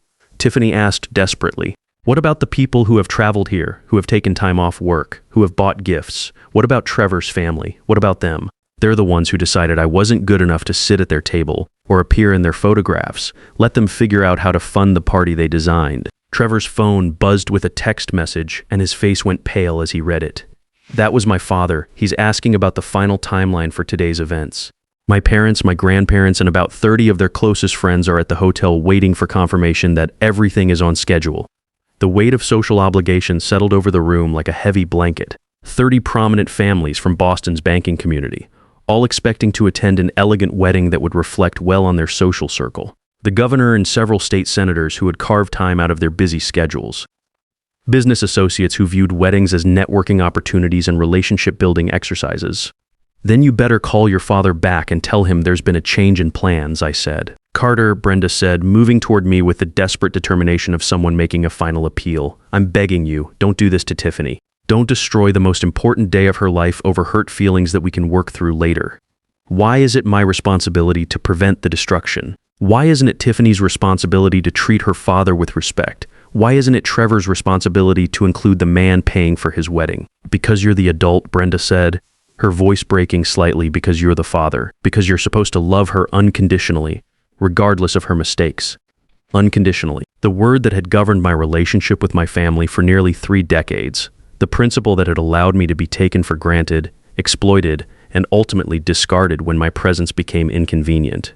Love unconditionally, give unconditionally, sacrifice unconditionally, but don't expect the same in return. "Brenda," I said quietly, "unconditional love doesn't mean unconditional funding. It doesn't mean accepting disrespect and humiliation as the price of admission to my own family. It means caring enough about someone to refuse to enable their worst behaviors." Enabling. Tiffany's voice was sharp with indignation. "You think wanting a perfect wedding is a bad behavior? I think treating your father like an embarrassment is a bad behavior. I think prioritizing the opinions of people you barely know over the feelings of the man who raised you is a bad behavior. I think taking 28 years of sacrifice for granted while worrying about impressing strangers is a bad behavior." The room fell silent again, but this time the silence felt different. Heavier, more final. They were beginning to understand that this wasn't a negotiation or an emotional outburst that would pass with time and patience. This was a fundamental restructuring of our relationships, a line being drawn between the life where I existed to serve their needs and a new life where my own dignity mattered. Trevor looked at his phone again, then at Tiffany, then at me. "What would it take?" he asked finally. "What would it take for you to pay the vendors and let the wedding proceed?" Restore my role as father of the bride, head table seating. Walking Tiffany down the aisle completely, not halfway. Recognition in any speeches or toasts as the man who raised and supported her. Treatment with the same respect you would show any other honored guest, and if we do that, you'll pay the vendors. I thought about the question carefully. They were asking for a transaction, respect in exchange for money. But transactions could be reversed, and temporary behavior changes could disappear once the crisis passed. If you do that, I said slowly, I'll consider whether this family is worth continuing to invest in. The phrase hung in the air like a death sentence. Consider whether this family is worth continuing to invest in. The business language was intentional, designed to make them understand that I was no longer operating from emotion but from cold calculation. They wanted to treat me like a vendor, so I was adopting the mindset of a vendor evaluating whether a client relationship was profitable enough to continue. What does that mean? Tiffany asked, her voice barely above a whisper. It means that this conversation has made me realize our family relationships are fundamentally transactional. You provide me with the illusion of love and respect when you need something, and I provide money and support. But when you don't need anything from me, I'm just Carter, the embarrassing guy who used to work with his hands. Trevor was frantically typing on his phone, probably messaging his father or the wedding coordinator, trying to buy time while he figured out how to navigate this crisis. His perfect day was unraveling, and he was discovering that his usual problem-solving techniques didn't work when the person holding the purse strings was no longer willing to be manipulated. "Carter, please," Brenda said, moving closer to my desk. "You're talking like you want to leave the family. Like you want to divorce me and cut ties with Tiffany. Is that really what you want?" The question forced me to examine something I hadn't fully acknowledged even to myself. Did I want to leave this family? For 28 years, my identity had been built around being their provider, their problem solver, their financial foundation. Without that role, who would I be? What would my life look like if I stopped defining myself through other people's needs and started living for my own happiness? I want to be in a family that values me for who I am, not just for what I can provide, I said. I want to be married to a woman who supports me when I'm being disrespected, not one who kicks me under the table to keep me quiet. I want to have a daughter who calls me dad because she loves me, not just when she needs money. I do love you, Tiffany said, tears streaming down her face now. I know I haven't been good at showing it, but I do love you, Dad. You're my father. You raised me. You took care of me. You gave me everything I ever wanted. You gave me everything I ever wanted, I repeated.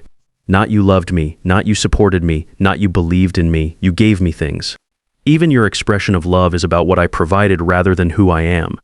Outside, I could hear the sound of more vehicles arriving. The musicians were probably setting up their equipment. The photographer was likely staging areas for family portraits, and the caterer was preparing food that would need to be served in a few hours regardless of whether anyone was there to eat it. My phone rang again, this time showing the number for the venue coordinator. They needed to know about timing, about guest arrival schedules, about the 100 logistical details that made the difference between an elegant celebration and a chaotic disaster.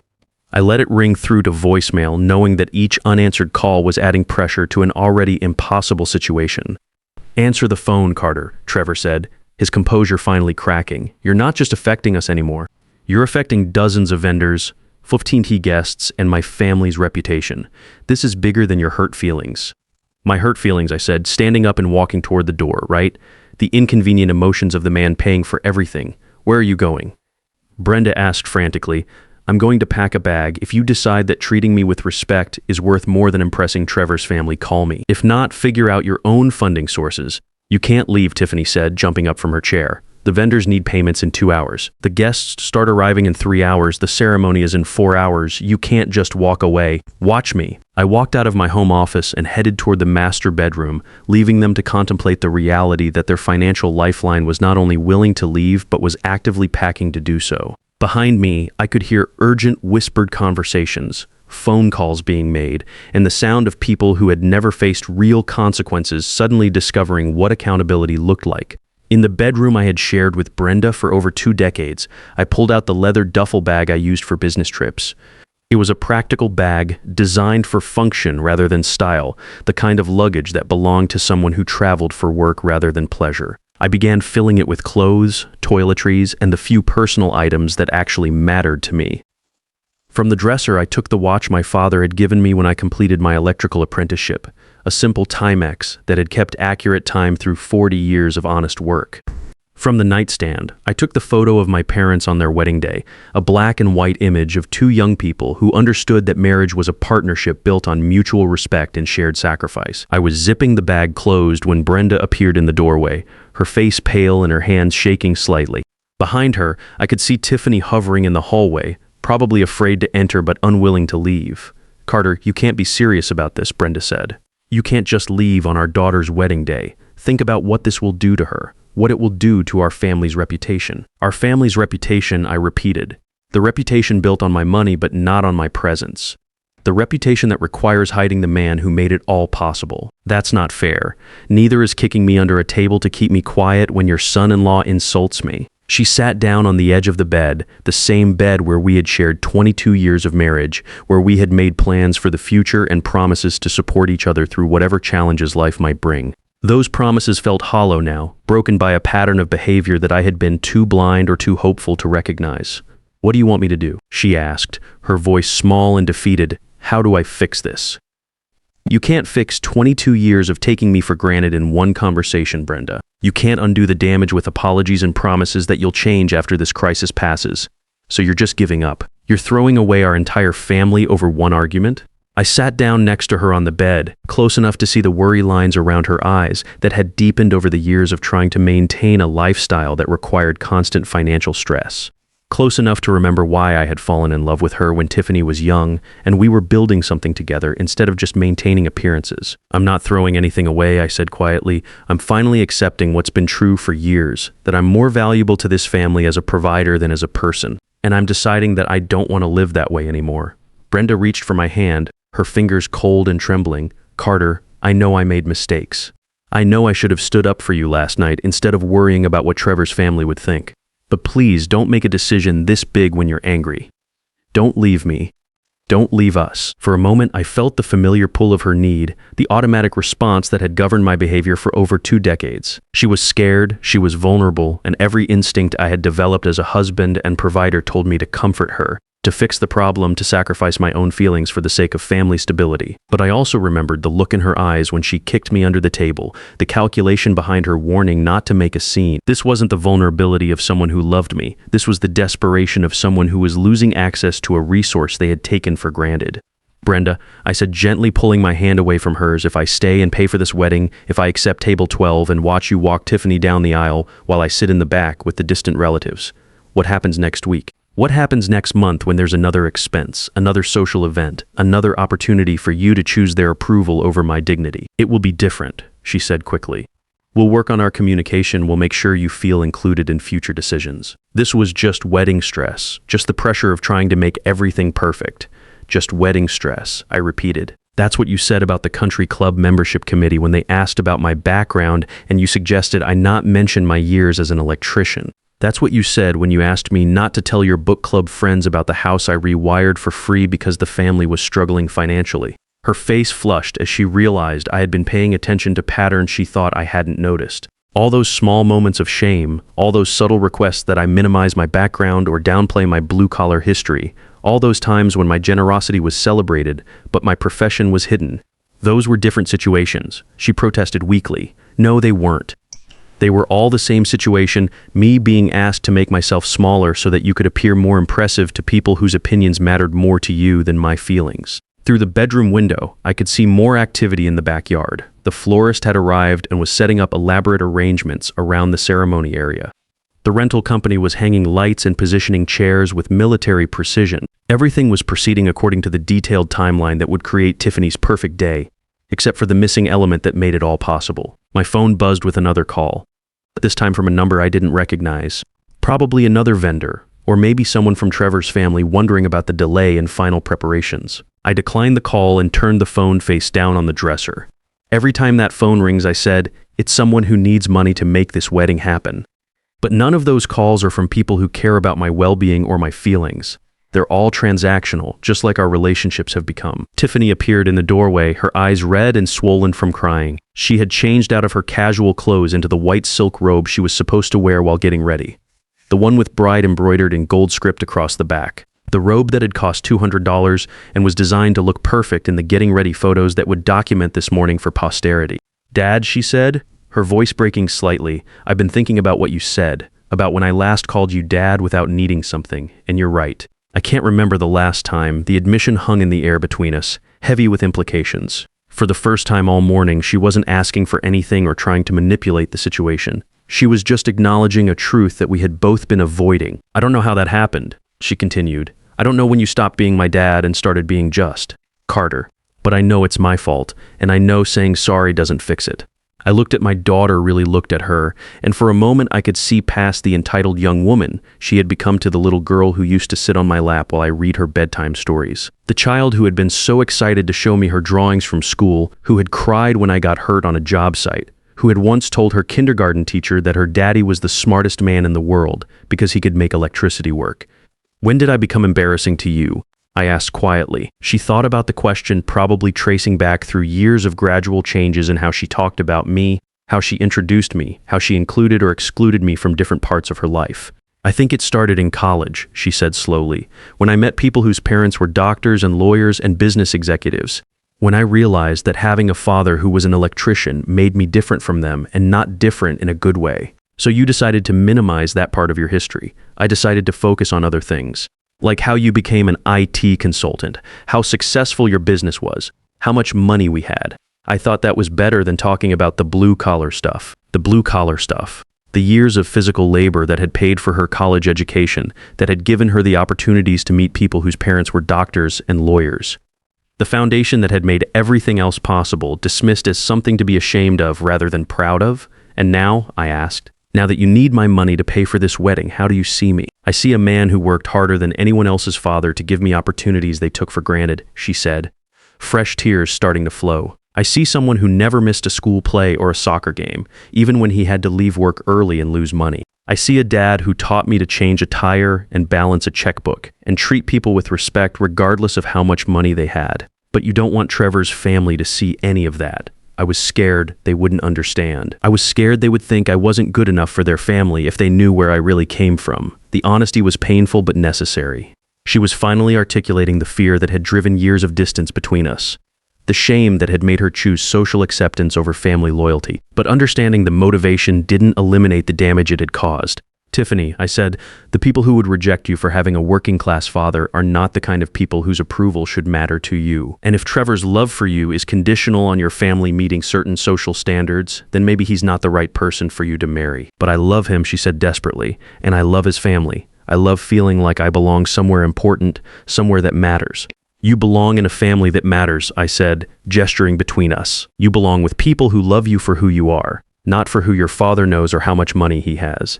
The sound of car doors slamming in the driveway interrupted our conversation. Through the bedroom window, I could see a black Mercedes sedan with Massachusetts plates pulling up behind Trevor's car. His parents had arrived early, probably wanting to check on the preparations and ensure that everything met their exacting standards for a Hamilton family wedding. "That's Mr. and Mrs. Hamilton," Brenda said, peering through the window with obvious anxiety. "They're 2 hours early. They weren't supposed to be here until 2 p.m. I watched as Trevor's father emerged from the driver's seat, a tall man in his 60s wearing a perfectly tailored suit despite the casual morning hour. His wife followed, elegant in the way that only comes from generations of inherited wealth and social position. They moved with the confident authority of people accustomed to having their expectations met without question. "Trevor's probably going to tell them what's happening," Tiffany said, panic creeping into her voice. "He's going to have to explain why the vendors haven't been paid, why there are problems with the wedding timeline, and what do you think he's going to tell them?" I asked. "He'll probably blame you," she said quietly. "He'll say you're having some kind of breakdown or that you're being unreasonable about family issues." The honesty was startling and revealing. She understood exactly how Trevor would handle this crisis, by painting me as the problem, rather than acknowledging any responsibility for creating the situation. She knew her future husband well enough to predict that he would protect himself and his family's reputation by throwing me under the bus. "And you're comfortable marrying someone who would handle a family crisis that way?" I asked. Before she could answer, we heard voices in the house below. Trevor was greeting his parents, his tone carefully controlled, but obviously strained. I could make out fragments of conversation through the floor, words like temporary delay and working through logistics and should be resolved shortly. "I should go down there," Brenda said, checking her appearance in the mirror and smoothing her hair. "I should help Trevor explain the situation to his parents." Help him explain what, exactly? That the man paying for their son's wedding is being unreasonable by expecting to be treated with respect. Help him explain that we're having a family disagreement that will be resolved before the ceremony, she said, already moving toward the door. I picked up my duffel bag and slung it over my shoulder. Brenda, if you go downstairs and help Trevor paint me as the villain in this situation, if you stand with his family against me one more time, then you've made your choice clear. She stopped in the doorway, torn between her desire to manage the social crisis downstairs and some remaining loyalty to our marriage. For a moment, I thought she might choose to support me, to stand by her husband instead of rushing to appease people who had never shown her anything but conditional acceptance. Carter, they're important people. Mr. Hamilton manages over $2 billion in client assets. Mrs. Hamilton sits on the boards of 3 major charities. If we handle this wrong, it could affect Tiffany's entire future with their family. And there it was, the same calculation that had driven every decision in our family for years. The importance of impressing the right people, maintaining relationships with those who could provide social and financial benefits, protecting access to networks and opportunities that mattered more than personal dignity or family loyalty. Then go, I said simply. Go help them understand why I'm the problem. Go choose their approval over your husband's feelings one more time. But understand that if you walk out that door to join them instead of supporting me, you're not just managing a social situation, you're ending our marriage. The ultimatum was clear and final. 22 years of marriage reduced to a single choice in a bedroom doorway. Stand with her husband or stand with the people who offered social advancement but demanded that she distance herself from the man who made her lifestyle possible. She looked at me for a long moment, her eyes moving from my face to the duffel bag on my shoulder to the unmade bed where we had shared decades of intimacy and partnership. I could see her weighing the costs and benefits, calculating the long-term consequences of each choice. I'll be back in a few minutes, she said finally. I just need to smooth things over so we can talk without external pressure. No, Brenda, you're choosing. Right now, in this moment, you're choosing between supporting your husband and managing your social image. And you're choosing the social image. That's not fair. It's not that simple. It is exactly that simple. Either you believe I deserve respect and support from my own family, or you believe that impressing Trevor's parents is more important than standing by your husband. Tiffany watched this exchange with growing horror, finally understanding that her wedding day had become the battleground for much larger issues in our family. The conversation she was witnessing wasn't just about seating arrangements or ceremony protocols. It was about fundamental values, about what mattered more in our family relationships. Mom, please, Tiffany said desperately. Please don't leave Dad alone right now. Please don't choose Trevor's family over our family. But Brenda was already walking toward the stairs, drawn by the sound of important voices that needed to be managed and impressions that needed to be maintained. She had made her choice, just as she had made the same choice dozens of times over the years when my needs conflicted with social expectations. I followed her to the top of the stairs and listened as she greeted Trevor's parents with the warm enthusiasm of someone eager to be accepted into their circle. Her voice took on the cultured tones she used when talking to people she considered her social superiors, the slightly artificial accent that emerged whenever she wanted to sound more refined than her actual background. Mr. and Mrs. Hamilton, how wonderful that you're here early. I'm so sorry about the confusion this morning. Carter is just working through some pre-wedding jitters, but everything will be sorted out very shortly. Pre-wedding jitters, my demand for basic respect and recognition had been reduced to nervous anxiety that could be managed with patience and understanding. I walked down the stairs carrying my duffel bag, each step feeling like a deliberate choice to leave behind a life that had become unbearable. The conversation in the living room stopped abruptly as I appeared. 4 people turning to look at me with expressions ranging from concern to calculation to barely concealed hostility. Trevor's father, Richard Hamilton Sr., was a man who had clearly never been told no by anyone who mattered to him. His wife, Patricia, wore the kind of jewelry that cost more than most people's annual salaries and carried herself with the unconscious arrogance of someone who had never questioned her place in the world's hierarchy. Carter, Trevor said quickly, I was just explaining to my parents that we're working through some last-minute logistics. What kind of logistics, Mrs. Hamilton asked, her voice carrying the sharp edge of someone accustomed to having problems solved before they affected her personally. I looked around the living room where I had hosted family gatherings for over a decade, where we had celebrated birthdays and holidays and all the small moments that were supposed to build lasting memories. The furniture was expensive, carefully chosen to impress visitors and reflect our financial success. But standing there with my bag in hand, it felt like a stage set for a play I was no longer willing to perform in. The logistics of funding a wedding for people who are ashamed of me, I said simply. The silence that followed was profound and uncomfortable. Mr. Hamilton's expression shifted from polite confusion to sharp assessment as he realized that this wasn't a minor family disagreement that could be smoothed over with diplomatic language. "I see," he said slowly, "and what exactly has led to this situation? Your son decided that I wasn't suitable to sit at the main table or walk my daughter down the aisle because my background doesn't meet your family's social standards. My wife and daughter agreed with that assessment, so I've decided to stop funding events where I'm not welcome as an honored participant." Mrs. Hamilton's face went through a series of expressions as she processed what I was saying. She was probably trying to calculate the social implications of a wedding being canceled 2 hours before the ceremony, the explanations that would need to be given to 150 guests, the potential damage to their family's reputation. "Surely this is something that can be worked out," she said carefully. "Family disagreements shouldn't affect such an important celebration." "This isn't a disagreement, Mrs. Hamilton. This is a fundamental difference in values. Your family believes that social status matters more than character. My family has apparently adopted that belief. I no longer choose to subsidize it." Trevor stepped forward, his composure finally cracking completely. "Carter, you're being completely unreasonable. This is Tiffany's wedding day. You can't destroy it over hurt feelings about seating arrangements." "I'm not destroying anything, Trevor. I'm simply declining to pay for my own humiliation. If you want the wedding to proceed, you're welcome to fund it yourself." "With what money?" he asked, revealing more than he probably intended about his own financial situation. "That's not my problem anymore." I walked toward the front door, but Tiffany blocked my path, still wearing her bridal robe, her face streaked with tears and desperation. "Dad, please. I understand what you're saying. I understand why you're hurt, but please don't leave me. Please don't abandon me on the most important day of my life." The plea was heartbreaking, and for a moment I wavered. This was my daughter, the little girl I had raised and loved and sacrificed everything for. The thought of walking away from her on her wedding day went against every paternal instinct I had developed over 28 years.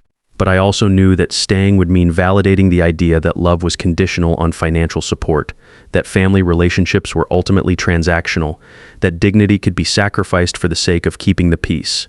"Tiffany," I said gently, "I'm not abandoning you. I'm refusing to enable you. If you want me in your life, you need to treat me like I matter. If you want my support, you need to show me respect. And if you want my money, you need to acknowledge that it comes from a person who deserves gratitude, not shame." "I do acknowledge that," she said desperately. "I know I've made mistakes, but I can change. We can change. Please just give us another chance." I looked at my daughter, then at Brenda, then at Trevor and his parents. 5 people who represented everything I had worked for and sacrificed for over the last 3 decades. 5 people who had shaped my identity as a provider and protector, who had given my life meaning and purpose through their dependence on me. And 5 people who were asking me to continue accepting disrespect and marginalization for the privilege of funding their lifestyle choices. I've given you 28 years of chances, Tiffany. I've given all of you thousands of opportunities to show me that I matter to you as more than just a source of money. This morning was your final opportunity, and you chose to stand with people who are ashamed of me rather than with the man who made your life possible. I opened the front door and stepped outside into the cool Portland afternoon. Behind me, I could hear frantic conversations beginning, phone calls being made, desperate attempts to salvage a celebration that was collapsing without its financial foundation. 6 months later, I was sitting on the deck of my new condo overlooking the Columbia River, reading a book and enjoying a glass of wine as the sun set over the water. My phone buzzed with a text message from an unknown number. I almost didn't look at it, but curiosity got the better of me. "Dad, I know you're angry, but I'm in trouble. Trevor left me after the wedding fell apart. I can't afford my apartment. I lost my job. Please, I just need help getting back on my feet.